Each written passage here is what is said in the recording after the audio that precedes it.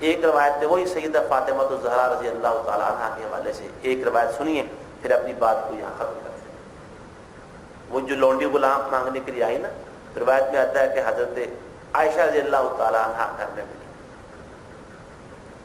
انہیں ساری بات بتائی کہ میں کام کاج کر کے تھک جاتی ہوں،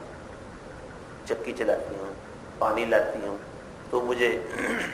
کچھ معاملت کے لیے کوئی کنیز چاہیے،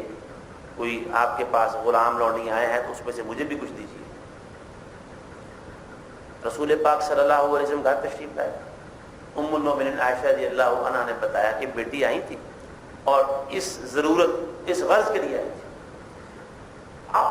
عشاء کا ٹائم ہو چکا تھا، نماز عشاء پڑھی جا چکی ہے، اور آپ جانتے ہیں رسول اللہ صلی اللہ علیہ وآلہ وسلم عشاء کی نماز پڑھ کے باتیں کرنا، گھومنا پھرنا پسند نہیں کرتے تھے، آرام ہی کرتے تھے۔ لیکن آپ صلی اللہ علیہ وسلم نے اس معاملے کو صبح تک چھوڑنے کی بجائے اسی وقت عشاء کے بعد فاطمہ الزہرا رضی اللہ عنہا کے گھر تشریف لے۔ حضرت فاطمہ کہتی ہیں ہم لیٹ چکے تھے، حضرت علی جی بھی لیٹ گئے تھے، میں بھی لیٹ گئے تھے، آپ تشریف لائے، آپ تشریف لا کے ہمارے درمیان بیٹھ گئے اسی وقت رات، اور پوچھا بیٹا آپ کے آنے کی خبر ملی تھی اور آپ کی ضرورت کا پتہ چلا؟ جی ابا جی بالکل ایسا ہے۔ ہمارے بیٹے 33 مرتبہ سبحان اللہ،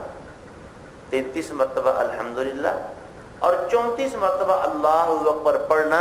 یہ لونڈی غلام سے اور خادم سے کہیں بہتر ہے۔ کام کاج کر کے تھک جاتی ہو نا، یہ تھکاوٹ کا رسول اللہ صلی اللہ علیہ وسلم نے روحانی علاج بتایا، اور یہ تجربہ ہے، بہت سارے لوگوں نے دیکھا ہے کہ کسی دن کام کاج کر کے زیادہ تھک جائے نا، میں بھی الحمدللہ کئی دفعہ اپنی اہلیہ کو کسی دن زیادہ کام کرنے کی وجہ سے رات کو تھک جائے نا، میں مشورہ دیتا ہوں وہ پڑھ لو وہ وظیفہ فاطمہ الزہرا والا رضی اللہ عنہا۔ تو تجربہ اور مشاہدہ ہے کہ یہ وظیفہ کرنے سے دن بھر کے کاموں کی تھکاوٹ بالکل اتر جاتی ہے۔ تو فکر اچھا جی ایک گھر میں اگر ملازمہ ہو کام کاج کرنے کے لیے، اس کو تنخواہ نہیں دینا پڑے گا، تو اگر تنخواہ ہی نہ ہو تو کیا کریں گے؟ تو کام کاج آسانی سے ہوتے رہیں، روحانی پاور اتنی آ جائے، روحانی قوت اتنی آ جائے کہ لونڈی خادم کی ضرورت ہی نہ رہے،